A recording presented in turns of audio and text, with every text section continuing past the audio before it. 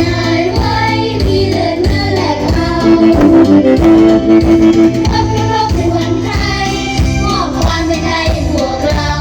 แต่ทำงานกันชาติเราทำเพียงชาติไทย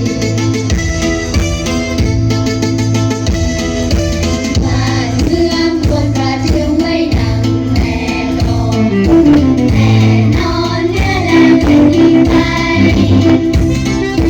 เพราะฉะนั้นเราควรยินดีมีความภูมิใจแดนแต่รวมไม่ได้แสนจะอยากเป็น